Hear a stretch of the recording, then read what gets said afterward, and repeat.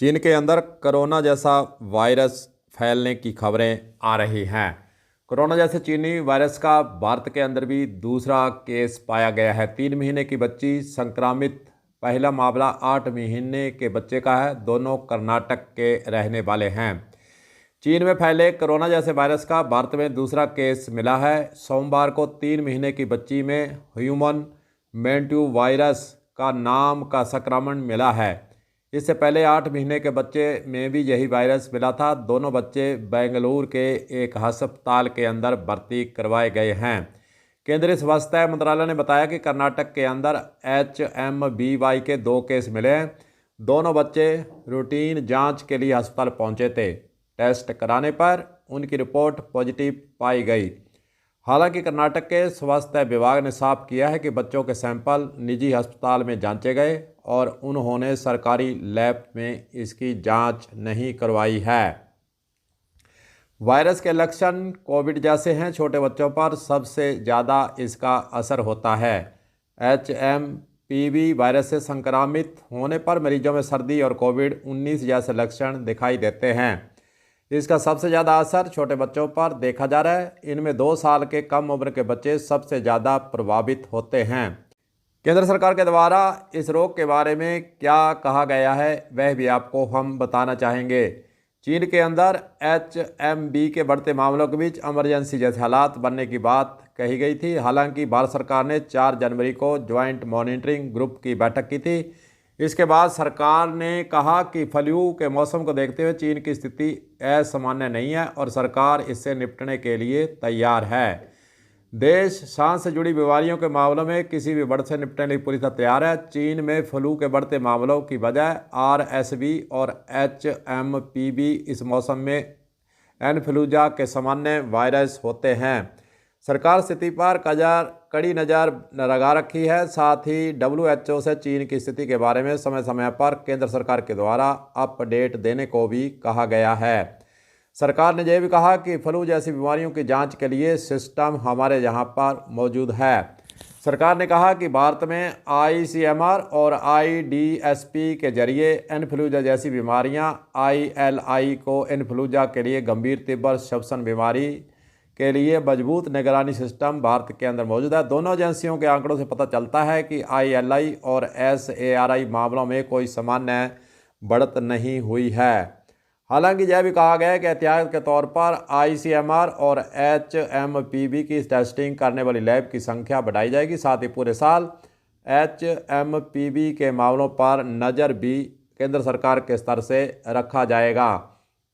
केंद्र सरकार ने एक एडवाइजरी भी जारी की है कि खांसते या छींकते समय अपने मुंह को नाक और रुमाल या टिश्यू पेपर से ढक कर रखें और अपने हाथों को लगातार साबुन, पानी या अल्कोहल वेस्ट सैनिटाइजर से धोने का काम भी करें।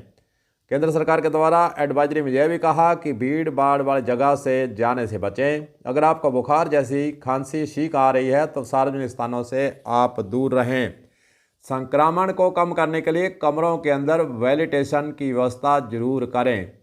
अगर आप बीमार हैं तो घर पर ही रहें और दूसरों से न मिलें। खूब पानी पिएं और पौष्टिक भोजन करने की भी सलाह दी गई है। केंद्र सरकार ने यह भी कहा कि क्या क्या आप नहीं करें। टिश्यू पेपर और रुमाल का दोबारा इस्तेमाल नहीं करें। बीमार लोगों के साथ नज़दीकी संपर्क, तौलिया आदि का इस्तेमाल आप नहीं करें। बार बार आँख, नाक और मुंह को छूना नहीं चाहिए।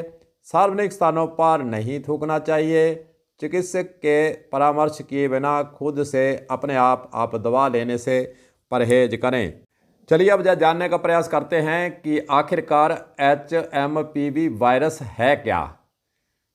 HMPV वायरस एक RNA वायरस है जो आमतौर पर सर्दी और लक्षण पैदा करता है। इससे खांसी या गले में घबराहट हो सकती है, नाक बह सकती है या गले में खराश हो सकती है। इसका जोखिम ठंड के मौसम के अंदर ज़्यादा होता है, यह डॉक्टरों के द्वारा बताया गया है। वैसे देखा जाए तो इस वायरस के चीन के अंदर फैलने की खबरें जरूर आ रही हैं। 2023 में Netherlands, Britain, Finland, Australia, Canada और अमेरिका जैसे देशों में इस वायरस का पता भी चल चुका था। नेशनल लाइब्रेरी ऑफ मेडिसिन के मुताबिक सबसे पहले नीदरलैंड में साल 2001 में इसका पता लगाया गया था। हालांकि इसे कम से कम 50 साल पुराना वायरस भी माना जाता है। इस वायरस का अभी तक कोई ऐसा वेरिएंट देखने को नहीं मिला जो कोरोना की तरह विस्फोटक अंदाज में फैलता हो।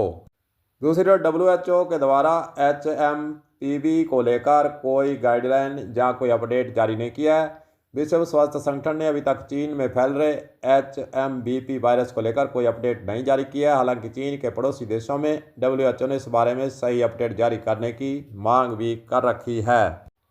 देश के स्वास्थ्य सेवा महानिदेशक डॉक्टर अतुल गोयल का कहना है कि भारत में इसे लेकर किसी गंभीर स्थिति की शंका नहीं है। यहाँ पर नॉर्मल ये वायरस माना गया है। इसमें जुकाम और फ्लू जैसे लक्षण देखने को मिल सकते हैं। हालांकि उन्होंने कहा कि बुजुर्गों में 1 साल से कम उम्र के बच्चे इस लक्षण से थोड़े गंभीर हो सकते हैं। इसके बावजूद यह कोई गंभीर बीमारी नहीं है। हमारे अस्पताल स्थिति से निपटने के लिए पूरी तरह से तैयार भी हैं। कुल मिलाकर देखा जाए तो कोरोना का जो वायरस है वह भी चीन से उठकर इंडिया के अंदर आया था। हमें सावधान रहने की ज़रूरत है। जो लक्षण बताए गए हैं उसके अगर लक्षण आपको दिखाते हैं तो तुरंत आप चिकित्सक से सलाह लीजिए। सरकारी जो अस्पताल है उनके अंदर आप डॉक्टर हमेशा ही तत्पर रहते हैं। सलाह देने के लिए उनकी तरफ से पूरी तरह से प्रबंध किए जाते हैं।